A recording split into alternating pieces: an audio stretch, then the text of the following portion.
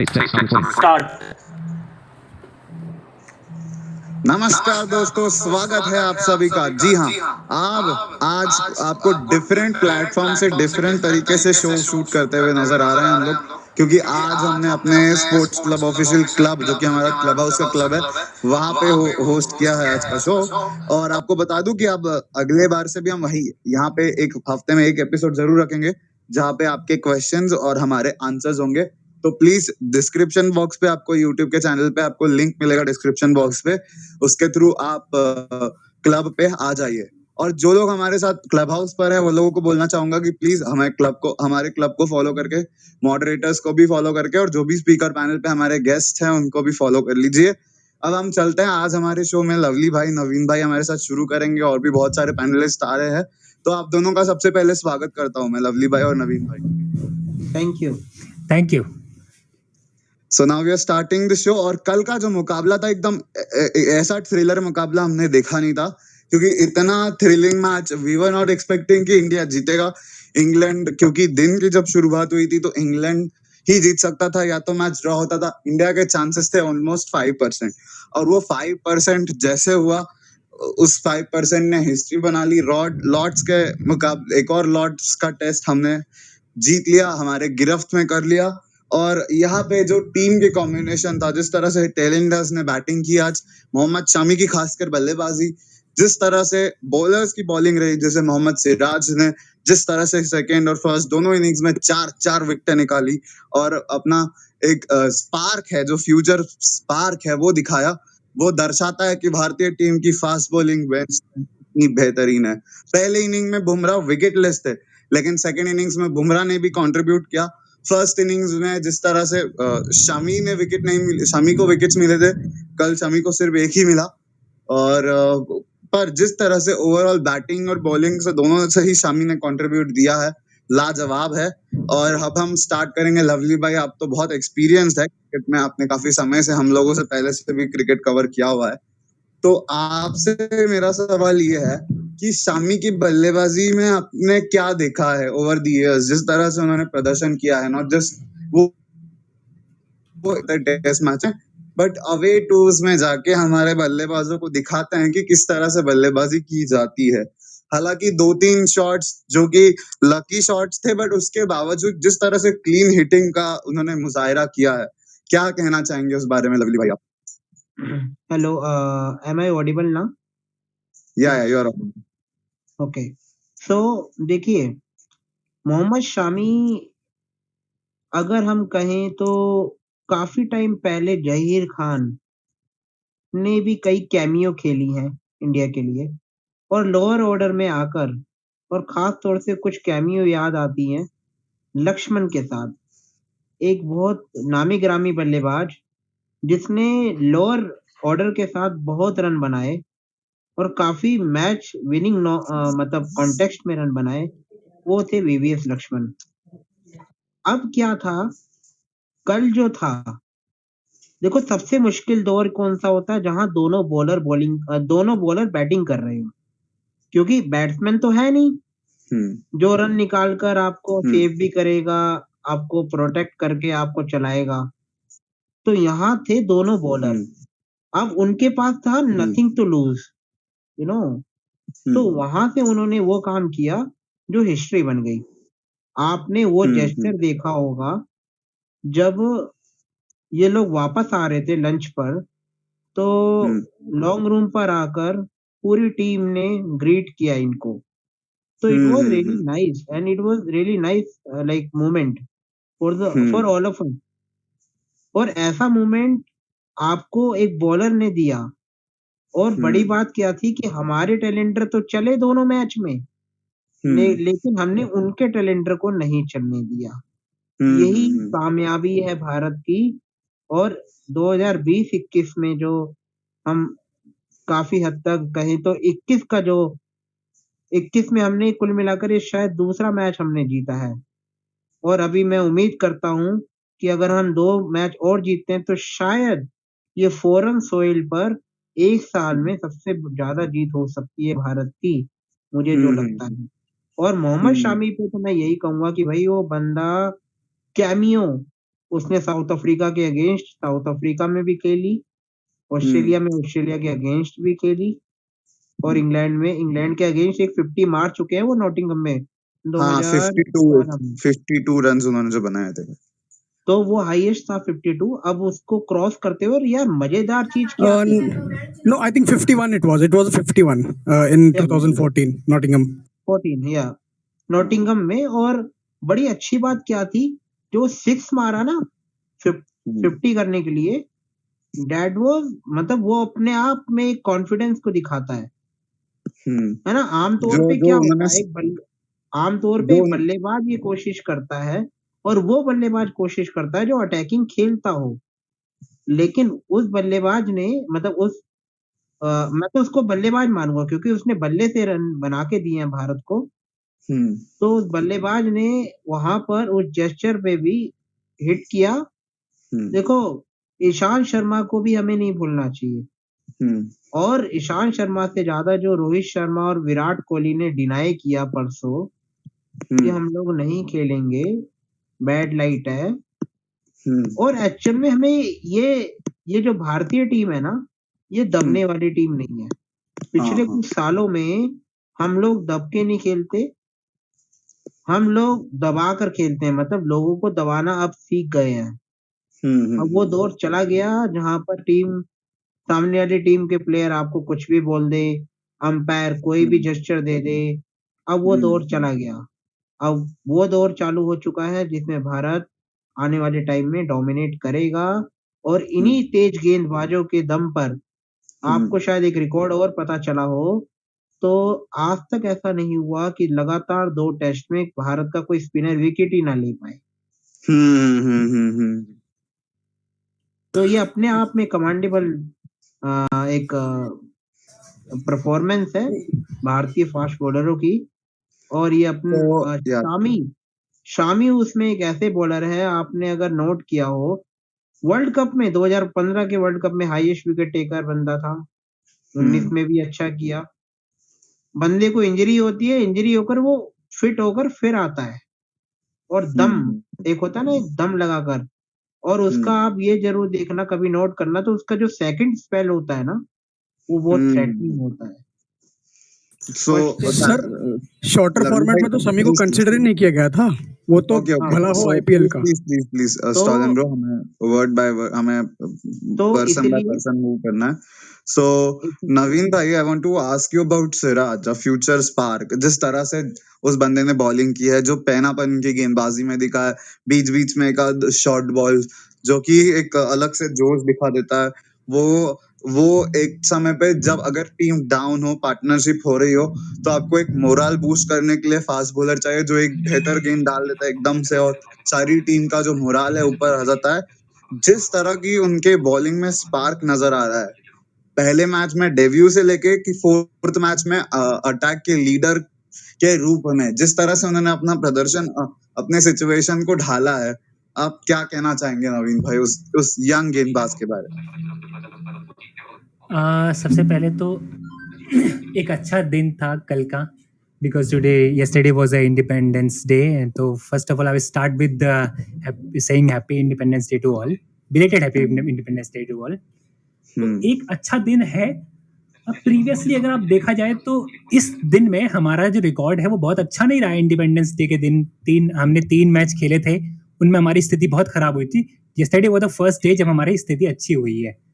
तो सबसे पहले तो अगर सिराज की बात करें, he was a hero of yesterday's match and he should have been a man of the match of yesterday's game. But Rahul हुए। ये बात है कि हम सब सोच रहे थे कि why was he not part of ये टेस्ट मैच फाइनल, ठीक है, WTC फाइनल में क्यों नहीं थे वो? तो उनको होना चाहिए था। जब भी वो खेले हैं, इंडिया को जिताया है उन्होंने। तो उनकी जो कल बॉलिंग थी, इतनी धारदार गेंदबाजी थी। And what I feel about Siraj is, he can generate pace even in that pitch also, because there was yesterday there was nothing in the pitch for the fast bowler. वो जब वो भी बॉल कर रहे थे तो he couldn't take our last 2 wickets. But आप ये देखिए, सिराज के साथ उन्होंने पेस भी जनरेट किया और इतनी अच्छी गेंदबाजी की। तो मुझे लगता है कि नो डाउट सिराज को अगर मौका दिया जाए और उनको एक्सपीरियंस जैसे जैसे आएगा, वो इन विकेटों पे like England and Australia and even in the New Zealand वो बहुत अच्छा करेंगे, बहुत अच्छा एक फ्यूचर प्रोस्पेक्टिव्स हो सकते हैं भारत के लिए। अब जब ईशांत शर्मा जैसी पौध के बाद जब वो थोड़ा सा उनकी उम्र ज़्यादा जा रही है, फिर जो खिलाड़ी अब ढलान की तरफ हैं, हो रहे हैं या कुछ कह सकते हैं, ये जो पौध आ रही है, this is wonderful to see them. I am so happy to see this young bowlers. Much Naveen भाई। Now we are going ahead और अब मैं सवाल पूछना चाहता हूँ समीर भाई आपसे। जिस तरह से सब कुछ चल रहा है, जिस तरह से इंडियन फास्ट बॉलर्स ने डोमिनेट किया एक दफा फिर से इंग्लैंड की बैटिंग पे, इंग्लैंड का जो इंटेंट था कल, जाहिर सी बात है 2 सेशन में आप 271 चेस करने के इंटेंट से आओगे तो आपको थोड़ा प्रेशराइज और आपके विनिंग के नहीं लूजिंग के चांसेस थोड़े ज्यादा रहेंगे। सो England right from the first ball वो इंटेंट ये लेके चल रहे थे कि आपको लाइक मैच बचाने के बारे में सोचना है, बट जिस तरह से इंग्लैंड के बल्लेबाजों की फॉल्स टेक्निक, इंग्लैंड के क्योंकि इंग्लैंड के बल्लेबाजों को तो ये कंडीशंस ऐसी मिली है जैसे बचपन से वो लोग खेलते आए हो। तो इंग्लैंड को तो पता है, इंग्लैंड के बल्लेबाजों को तो पता है कि सिचुएशन क्या है, कंडीशन क्या है। तो उस हिसाब से भी बाहर जाके मतलब भारतीय बॉलर जो कि बाहर से आए हैं अपने घर के कंडीशन में उनको डोमिनेट करने दे रहे हैं अपने बैटिंग पे। तो आप क्या ये सवाल नहीं खड़े होते इंग्लैंड की बैटिंग लाइनअप पे? अकेले जो रूट पे टीम पूरी की पूरी तरह से डिपेंडेंट है। हम देखे जॉनी बेस्टो थोड़ा बहुत कैमियो खेल रहे हैं, बट उसके अलावा कोई ऐसा बल्लेबाज दिख नहीं रहा है जो इंग्लैंड को संभाल सके। सैम करन और रॉबिन्सन दोनों ही ऑलराउंडर्स है जो कि लेट बैटर है, लेट आके रन्स बनाते हैं। समीर भाई बाकी कोई ऐसा नहीं दिख रहा है जो इंग्लैंड को एक स्तब्ध शुरुआत दे सके या फिर स्तब्ध तरीके से खेले या फिर एक इनिंग को कैरी फॉरवर्ड करे। फर्स्ट ऑफ ऑल तो गुड आफ्टरनून एवरीवन। एंड अनमोल भाई देखो, आप अगर जैसे बैटिंग की इंग्लैंड की बैटिंग के बारे में बात कर रहे हो, अगर आपने रोशनी डाली हो तो आपको ये भी पता होगा कि उसमें 4 T20 के बल्लेबाज खेल रहे थे, ठीक है, जो कि T20 के लिए बहुत ज़्यादा अच्छे माने जाते हैं। Jonny Bairstow, Jos Buttler, Moeen Ali और सैम करन, ये लोग ऐसे बल्लेबाज हैं कि T20 में अगर T20 मैच हो तो अपने दम पर ये गेम बदल सकते हैं, ठीक है। लेकिन अगर आप फर्स्ट बॉल से ही टारगेट को डिफेंड करने के बारे में सोचोगे, टारगेट डिफेंड करने के लिए जाओगे, so it was not easy यार। क्योंकि मेन चीज़ ये है टेस्ट मैच, और ख़ासकर आपको 5वें दिन बैटिंग करनी है, ठीक है। अच्छी पिचें चाहे वो बैटिंग में कितनी भी अच्छी हो, 5वें दिन कुछ ना कुछ उसमें हरकत होती है। या तो वो बैटिंग के लिए, या तो वो हेल्प करेगी स्पिनर्स के लिए, या वो हेल्प करेगी सीमर्स के लिए, ठीक है। और इंडिया की अगर हम फास्ट बॉलिंग देखें तो इंडिया के पास कोई ख़राब या कोई ऐसी बॉलिंग नहीं है जो इंडिया बॉलिंग नहीं कर सकता। जैसे सिराज ने कल 4 विकेट लिए और ईशांत ने भी अपने हाथ दिखाए, बुमराह ने भी विकेट ली। सो मेन चीज़ यहाँ पर ये है कि इंडिया के फास्ट बॉलर हैं ऐसे, उनके अंदर ऐसी पोटेंशियल है कि वो विकेटें ले सकते हैं। और इंग्लैंड के अंदर अगर देखा जाए, सो एक समय मैं ये सोच सकता था कि अगर इंग्लैंड के विकेट्स ना गिरते तो वो इस टारगेट को चेज़ करने के लिए सोचते। लेकिन शुरू से जो आपकी डिफेंसिव सोच होती है, वो सोच आपको कभी कभी ले डूबती है। सो आई थिंक मेरे हिसाब से ये ज़्यादा डिफेंसिव सोच थी। और आपके पास में पोटेंशियल अच्छी खासी है, लेकिन मेन चीज़ ये कि अनुभवी सिर्फ यहाँ पर जो रूट ही दिखाई दे रहे हैं। इसके अलावा अगर आप किसी को भी देखो, यहाँ पर हमारे सामने जॉस बटलर हैं, जॉनी बेस्टो हैं, T20 के बड़े धाकड़ ज़बरदस्त बल्लेबाज हैं। लेकिन टेस्ट मैचेस में अब आप देख लीजिए कि जो बटलर के बल्ले से 25 रन्स निकले, ठीक है, और वो भी 96 बॉल्स में। सो ये जो दिखाता है, ये आपकी मंशा थी सिंपल कि ड्रॉ किया जाए। एंड मुझे लगता है जैसी कल बॉलिंग हो रही थी, खासकर इस बॉलिंग के सामने ड्रॉ करना तो इट वाज नॉट इजी, बहुत मुश्किल काम था ड्रॉ करना, जिसकी वजह से इनकी अप्रोच गलत होने की वजह से मुझे लगता है इंग्लैंड ने ये मैच गंवाया। सो एक मिनट में रूम को रिफ्रेश कर देता हूँ। Guys, we are talking about India versus England discussion. India won a thrilling game, आप सबको पता ही होगा कल, और बहुत ही बेहतरीन प्रदर्शन भारतीय गेंदबाजों बल्लेबाजों दोनों ने दिखाया था। तो हम लोग इस पर डिस्कशन कर रहे हैं। हम अभी यूट्यूब पर भी चल रहे हैं, साथ ही साथ तो आप लोग प्लीज क्लब को फॉलो कर दीजिए, मॉडरेटर्स और स्पीकर्स को फॉलो कर दीजिए, जो भी आपको स्पीकर पैनल पे दिखेंगे। साथ ही साथ आपके क्वेश्चंस भी हम लेना चाहेंगे, तो अगर आप कोई भी क्वेश्चन पूछना चाहता है ऑडियंस से, आप हैंड रेस कर सकते हैं। गोलू सर भी अभी अभी हमारे साथ जुड़े, तो गोलू सर आपका कोई क्वेश्चन हो या फिर किसी और का भी क्वेश्चन हो तो आप पूछ सकते हैं। हम लोग ट्राई करेंगे कि थोड़ा सा हमारे जो स्पीकर पैनल पे लोग हैं वो आपके क्वेश्चंस का आंसर दे सके।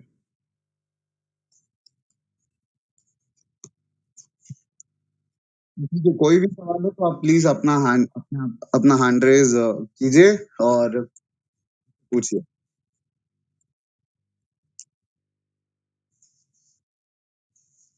सो we are now moving forward. अभी स्टॉलिन भाई, मेरा सवाल आपसे है। जिस तरह से समीर भाई ने बोला कि जो T20 स्टाइल प्लेयर्स है वो इंग्लैंड की टीम में कल आपको भरे भरे दिखे थे, बट क्या आपको लगता है कि जो रूट पर ओवर डिपेंडेंसी इंग्लैंड को इस सीरीज में बहुत भारी पड़ेगी? क्योंकि अगर हम पिछले सीरीज को उठा के देखें 2018 वाली, आपको सैम करन लगभग हर मैच में रन बना के दे रहे थे। जो रूट भी नहीं चल रहे थे, ऊपर से कोई और नहीं चल रहा था, but Sam Curran her match में रन बना के दे रहे थे। उसके बाद फिर एलिस्टर कुक और जो कि टॉप ऑर्डर था उसने फायर किया। लेकिन जो पहले 2 मैचेस की हाल है, उस बार तो क्रिस वोक्स बचा गए थे इंग्लैंड को। लेकिन अब ऐसा कंप्लीटली दिख रहा है कि इंग्लैंड की टीम जो है ओवर डिपेंडेंट है जो रूट पे। खासकर बेन स्टोक्स की कमी बहुत खल रही है मिडिल ऑर्डर में। तो आप क्या कहना चाहेंगे? इंग्लैंड की ओवर डिपेंडेंसी कितनी भारी पड़ सकती है इंग्लैंड की टीम को जो रूट पे रहना ओवर डिपेंडेंट? और दूसरी चीज कि क्या आपको लगता है कि कोई ऐसा प्लेयर आ सकता है अगले गेम में प्लेइंग 11 में जो रूट के जो ओवर डिपेंडेंसी है उसको थोड़ा सा अपना लोड शेयर करे उनके साथ? सबसे पहली बात, आपके पास अगर लीड होती है 27 रनों की, आप टेल एंडर्स के लिए स्लिप लगाते हो, जाने दीजिए जितनी बाउंड्री जाते हैं, उसके बाद आप स्लिप हटाते हो, वो आपकी उससे समझ में आता है कि आप कितने डर रहे हो भारतीय टेल एंडर्स से, जो कि पिछले सीरीज में रन बना ही नहीं रही थी। इस सीरीज में उन्होंने फायर किया और इंग्लैंड के टेल को चलने नहीं दिया। और जहां तक रही जो रूट की डिपेंडेंसी की बात, देखो ऐसा तो नहीं है कि ये लोग Buttler, Moeen Ali, Bairstow test match एक साल से खेल रहे हैं, ये तो कई सालों से टेस्ट मैचेस खेल रहे हैं। मोइन अली को आपको याद होगा 2014 में भारत के खिलाफ ही डेब्यू किया था उन्होंने, और क्या टेस्ट मैचेस रहे थे उनके। मतलब ये हम कह सकते हैं कि भारत ने ही मोइन अली को बॉलर से बैट्समैन बनाने में बहुत ज़्यादा हेल्प की है, रादर देन ऑलराउंडर बनाने में। मैं सीधा सीधा कहूँगा उस समय भारतीय टीम ऐसी थी। लेकिन जो रूट के ऊपर ओवर डिपेंडेंसी मैं नहीं मानता यार। हाँ, है ज़रूर इंग्लैंड टीम, लेकिन उनके पास ऐसे बैट्समैन हैं जिनके पास कैपेबिलिटी है। जैक क्रॉली को आप देखिए, जैक क्रॉली वेस्ट इंडीज़ के खिलाफ बड़ा 200 लगा के आ रहे थे यार पिछले साल से। उनका फॉर्म बुरा नहीं था। रॉरी बर्न्स पहले इनिंग में अच्छी बैट करी थी उन्होंने, तो 52 समथिंग रन बनाए थे। हसीब हमीद 2016 से वो बंदा खेल रहा है और भारत के खिलाफ ही डेब्यू किया था, लेकिन भारत ने ही उसके नाक में दम कर दिया। पहले इनिंग में डक और दूसरी इनिंग में कुछ 10-12 रन बनाए हैं उन्होंने। ईशांत शर्मा फिर LBW कर दिया उनके। 9 रन। एक मैच में हाफ सेंचुरी मारी हसीब हमीद ने। हसीब हमीद प्लेयर अच्छे हैं, लेकिन जो रूट के ऊपर ओवर डिपेंडेंसी बिल्कुल इस सीरीज में तो दिख रही है। सैम करन के पूरे प्लान्स को फेल कर रही है टीम इंडिया। जिस तरह से वो खेलना चाहते हैं वो उन्हें खेलने दे ही नहीं रही है, उससे पहले ही आउट कर रही है। ये अच्छे साइंस है हमारे बॉलर्स के लिए कि आप टेल को आउट कर रहे हो जल्दी से जल्दी। और सबसे बड़ा टर्निंग पॉइंट मैं ये मानूंगा ना, दूसरे इनिंग में, जो पहले इनिंग में विराट कोहली ने पंत ने विराट कोहली का हाथ खींचा, उसके बावजूद जो DRS लिया, उसके बाद विराट कोहली सीख गए कि भाई जब तक पूरी टीम ना बोले कि DRS ले तब तक मैं नहीं लूंगा। और कल तो 2 रिव्यू अपने देखे टर्निंग पॉइंट। एक जॉनी बेस्टो का, वो चाय से पहले आखिरी गेंद पर विकेट, उस समय जो रिव्यू लिया था वो। और फिर ऑली रॉबिन्सन, क्या बढ़िया बॉलिंग की थी यार बुमराह ने। वो ऑली रॉबिन्सन के विकेट ने खोल के रख दिया इंग्लैंड को। और फिर जॉर्ज बटलर भी नहीं बच पाए सिराज की उस गेंद से। बाहर जाती हुई गेंद, थोड़ी सी वॉबली सीम, थोड़ी सी कट होकर और बाहर की तरफ जा रही थी। जॉर्ज बटलर अपना बल्ला अड़ा बैठे उसे, और आसान सा कैच ऋषभ पंत। और फिर जेम्स एंडरसन, अपनी ही दवाई का स्वाद उन्होंने खुद चखा, बोल्ड होकर वापस चले गए पवेलियन। यानी होता है ये सारी चीजें तो होती है। हाँ। और दूसरे सवाल का आपका जवाब, जो प्लेइंग 11 के बारे में आपने पूछा इंग्लैंड के, देखो इंग्लैंड के पास टैलेंट है, नो डाउट कि उनके पास बहुत सारा टैलेंट है, लेकिन वो ना अब इन सब चीज़ों से बौखला गए हैं। अब इंडिया को ये इंश्योर करना है कि आपने अगर गर्दन पकड़ ली है उनकी तो उसे छोड़ना नहीं है, क्योंकि इंडिया वालों का मैंने बहुत बार देखा है। 2014 में भी आप 1-0 से आगे थे सीरीज में 2 टेस्ट मैचों के बाद, सेम ऐसी ही स्थिति थी। पहला टेस्ट मैच नॉटिंघम, दूसरा टेस्ट मैच लॉर्ड, लेकिन उसके बाद आपने गर्दन ऐसी छोड़ी, उन्होंने आप पर ऐसा वार किया कि भाई आप 3-1 से सीरीज हार गए, और उतनी बुरी सीरीज थी वो सबके लिए। तो अब नहीं लगता इंडिया छोड़ेगी, अब पलटवार बहुत तेज होगा इंडिया की तरफ से, ये लिखवा लीजिए। तो मेरा सवाल अब लवली भाई आपसे है।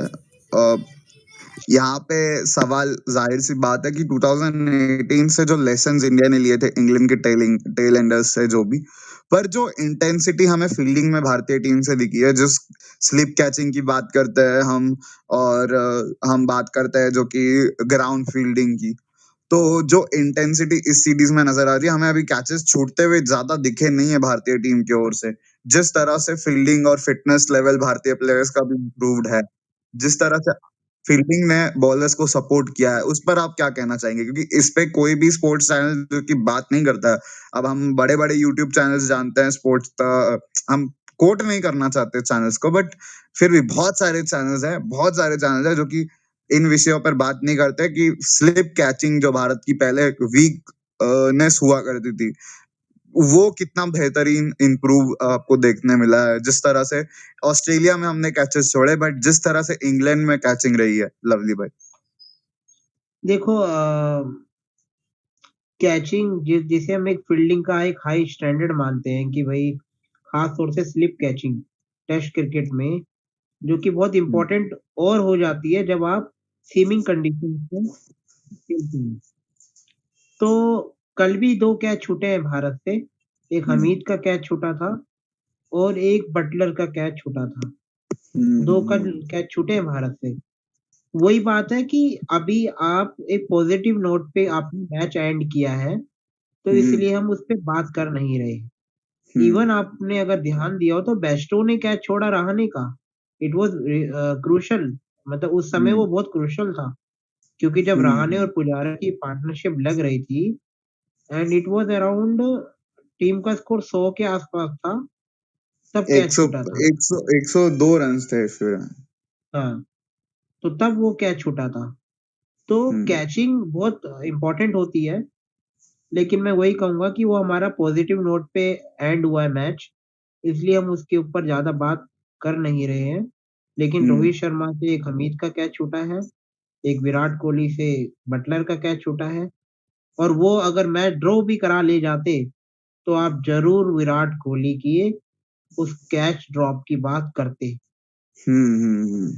क्योंकि वो बंदा अड़ भी गया था। और वो जब आया था 23वें ओवर में अंदर आया था बटलर, और ये कैच छूटा है 24वें या 25वें ओवर में, and he dismiss around 52 over, मतलब 52वें ओवर में वो, मतलब उसके वो आधे ओवर, जितने ओवर पे वो आया था उतने ओवर वो खेल गया। तो मैं ये कहूंगा कि वो हुआ कुछ नहीं गड़बड़, वो बात ठीक है, लेकिन फील्डिंग स्टैंडर्ड और हाई करना पड़ेगा, कैचेस और आएंगे, और अच्छे अच्छे तरीके, क्योंकि कल एक चीज और है, आपको पता होगा लॉर्ड्स में, कि एक स्लॉप, जो स्लोप बना होता है वहां पे, वो बहुत तंग करता है। फील्डिंग टीम हो या बैटिंग टीम हो, वहां पे बॉल पड़ के आपको अंदर भी आता है और बाउंड्रीज भी निकलती है जब आउटफील्ड पे जाती है गेंद। तो लॉर्ड्स में वो थोड़ी सी है प्रॉब्लम, लेकिन हम जो लोग उसकी हमको बात, फॉलो करते हैं ना लवली भाई, हमने अपने यूट्यूब चैनल पे जब हम कंडीशंस बता रहे थे ग्राउंड की, इस स्लोप के विषय पे बहुत डिटेलली एक्सप्लेन किया था कि ये जो स्लोप है लॉर्ड्स का, इसने बड़े बड़े बॉलर्स को, बैटर्स को और फील्डर्स को दिक्कत दी है। अगर आपको याद हो तो वो no ball of Mohammad Amir in crucial stage in in Lord's 2019 के 2010 आसपास का सिचुएशन था।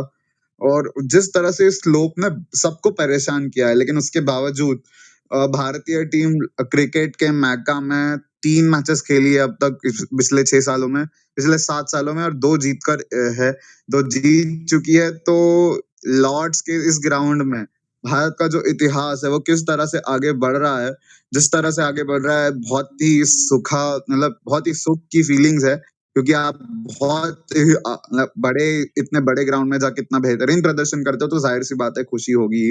नवीन भाई, मेरा क्वेश्चन आपसे है, उसके बाद हम जल्दी से सेशन खत्म ही करेंगे क्योंकि काफी ज्यादा लंबा हो चुका है शो।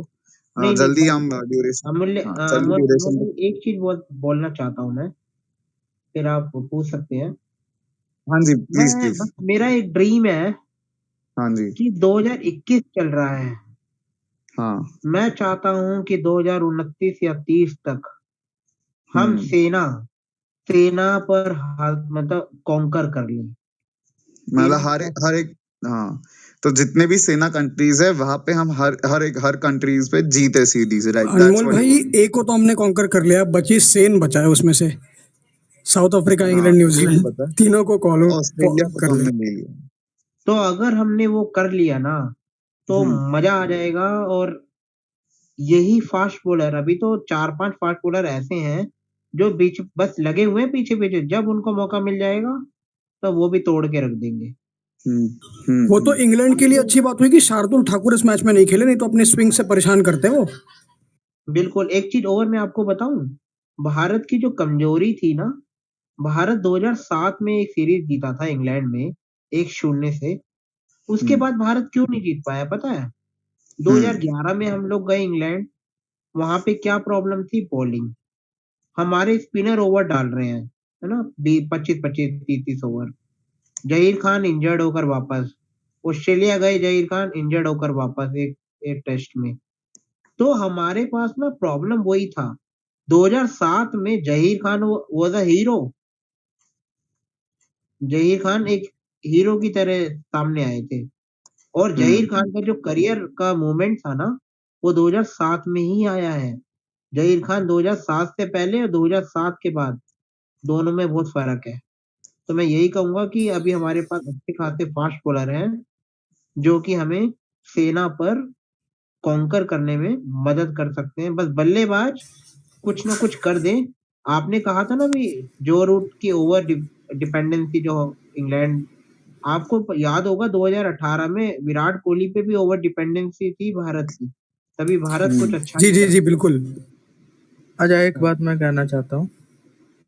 हाँ जी हाँ, जैसे एक मेरा क्वेश्चन ही है छोटा सा। जैसे अभी जैसे पहले श्रीलंका के 2-3 प्लेयर अचानक रिटायर ले लिए, जैसे जो भी कह लें, महला जबरदनी या संगकारा दिलशान वगैरह एक साथ। तो क्या एंडरसन ब्रॉड भी लगभग उसी एज में है कि अब इनका रिटायरमेंट ज़्यादा से ज़्यादा ब्रॉड का हो सकता है 2 साल चले, एंडरसन तो अगले एशेज के बाद ले लेंगे। तो क्या जैसे इंजरी का भी कंसर्न रहा है इंग्लैंड टीम पर, जो इनके बेंच में जो बैठे हैं, जैसे वोक्स हो गए, आर्चर हो गए, या जितने भी बॉलर हैं, तो क्या इंग्लैंड का जो अटैक है, बॉलिंग अटैक, ये आगे चल के ब्रॉड और एंडरसन के बाद क्या हमें उस तरीके से देखने को नहीं मिल सकता है? नहीं। इसका जवाब मैं देता हूँ लवली भाई। हाँ इंग्लैंड हाँ। ऐसा नहीं कि एंडरसन रिटायर्ड नहीं होने वाले थे। एंडरसन एक्चुअली 2019 में जब एशेज में इंजर्ड हो गए थे, उसके बाद वो वापस गए, उन्होंने अपना मन बना लिया था।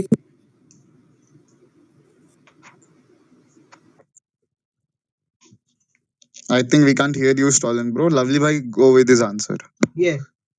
तो क्या है कि ब्रॉड और एंडरसन, बात बड़ी मजे की है। इन दोनों के पास हजारों विकेटें हैं, दोनों के पास जी जी। मिलाकर। अब ये दोनों देखो यार, दौर आता है एक चीज का ना। मॉन्टी पनेसर और ग्रैम सोहान गए, तो क्या स्पिन स्पिन अटैक मिला इंग्लैंड को?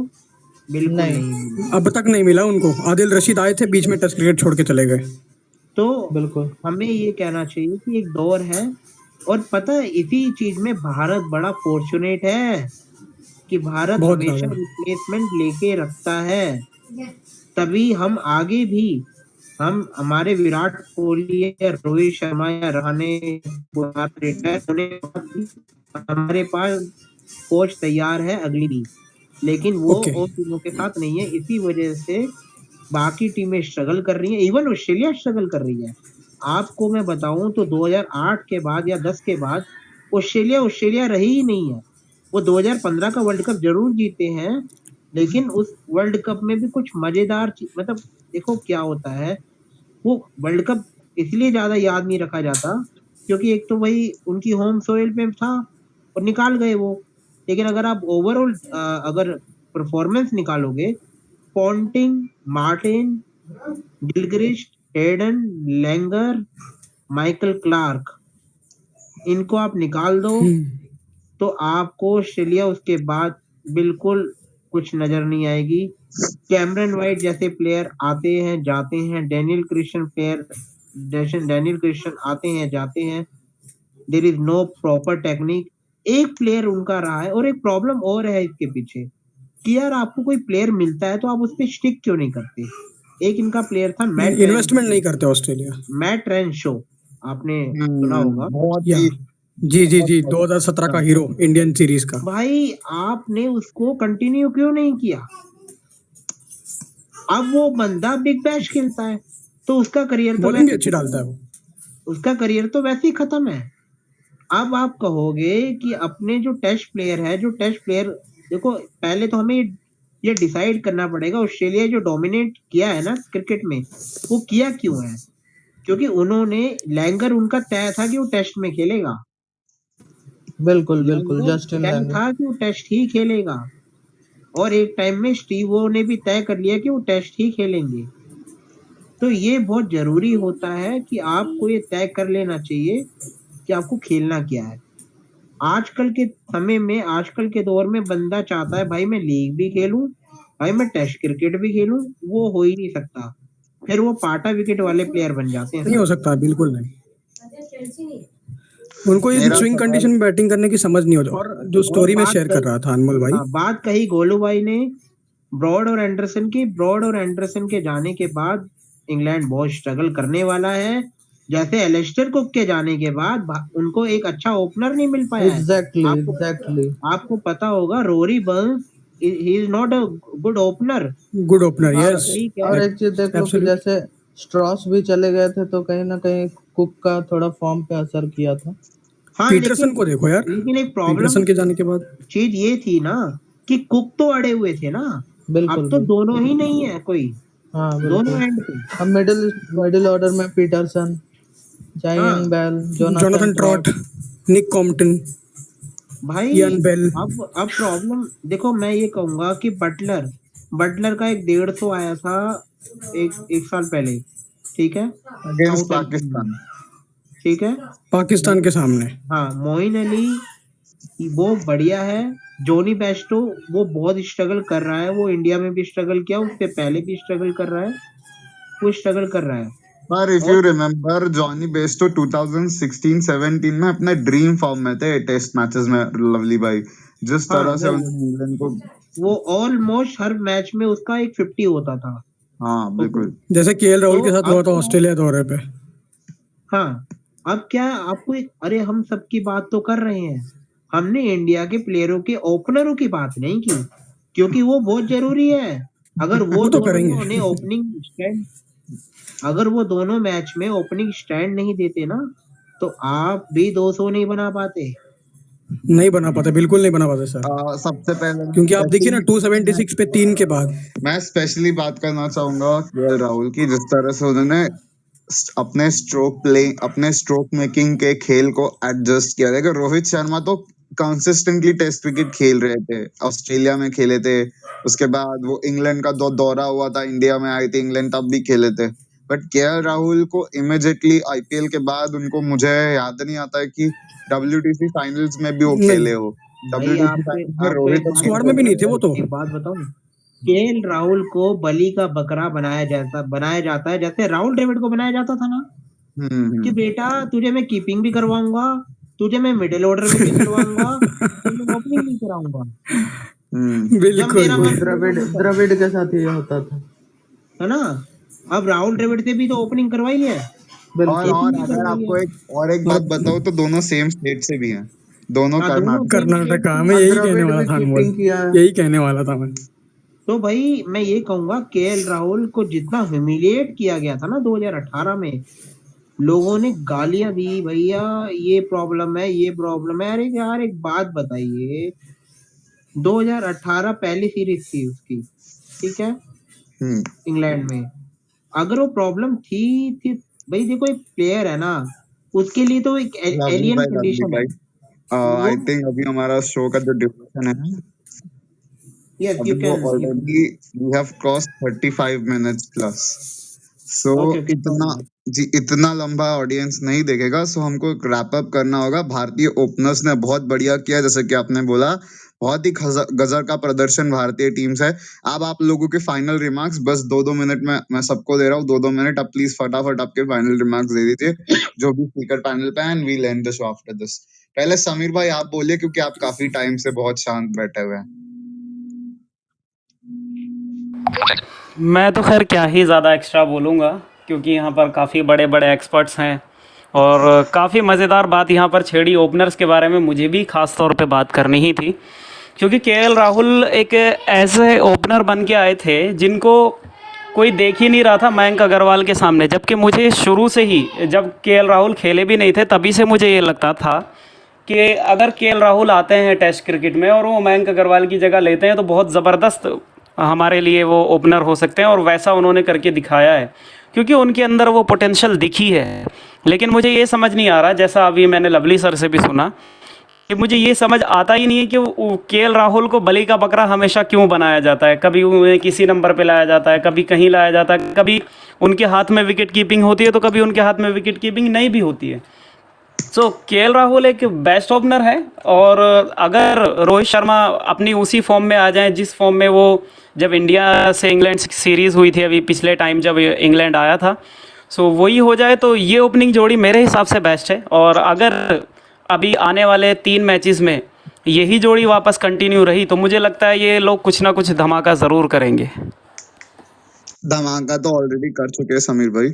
100 130 के 130 प्लस पार्टनरशिप इंग्लैंड में आप कभी नहीं देखते जो उन्होंने किया है। 120 प्लस एटलीस्ट तो बिल्कुल नहीं देखी जाती भारतीय ओपनिंग में। काफी समय बाद हमने देखी है 120 की पार्टनरशिप।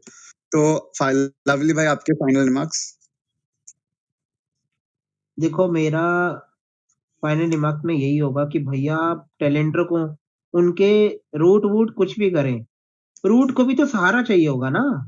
हम्म तो रूट को आप अकेला भी छोड़ दो, बट उसके सहारे को खत्म कर दो, तो भारत को अपना सहारा मिल जाएगा। Hmm thank you. Stalin bro.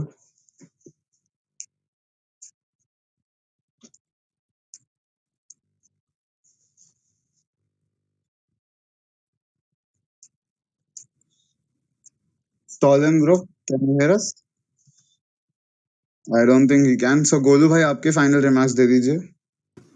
हाँ, तो मैं भी केएल राहुल से बहुत प्रभावित हुआ जो वो ओपन करते हैं, क्योंकि एक प्लेयर का पता चल जाता है तब भी। जब वो नए नए आए थे और ऑस्ट्रेलिया में जो उन्होंने 110 रन कुछ ऐसे बनाए थे, उसी समय से मुझे लग गया था कि ये प्लेयर में कुछ मतलब गजब का प्लेयर है ये।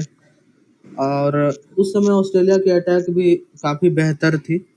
तो केएल राहुल से तीनों मैच में यही ओपनिंग होनी चाहिए। और एक बात और, जैसे पुजारा जैसे मतलब कुछ जो रूट से भी पुजारा को कुछ इंस्पायर होने की जरूरत है। ये है कि क्योंकि पुजारा भी एक बहुत बड़े प्लेयर है। जो रूट भी पहले 50-52 करके वो फॉर्म में तो थे, लेकिन कन्वर्ट नहीं कर पाते थे सेंचुरी। अब वो कन्वर्ट कर रहे हैं। तो पुजारा को कम से कम बॉल मतलब बॉल भी थोड़ा कम लेना चाहिए। और उम्मीद होपफुली यही करते हैं कि वो तीसरा टेस्ट भी, मुझे लगता है कि आई थिंक सेम प्लेइंग 11 या फिर एक बॉलिंग चेंजेस हो सकती है। तो मेरा सवाल अभी तो आई थिंक हमको रिमार्क कर देना चाहिए। We are now I think 40 minutes का ऑलमोस्ट हमने शो किया। बहुत बहुत नवीन भाई, if you can hear please आपका एक रिमार्क दे दीजिए, so after that will and.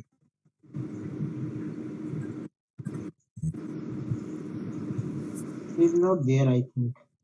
या he is not here. So Anmol, I wanted just one remark.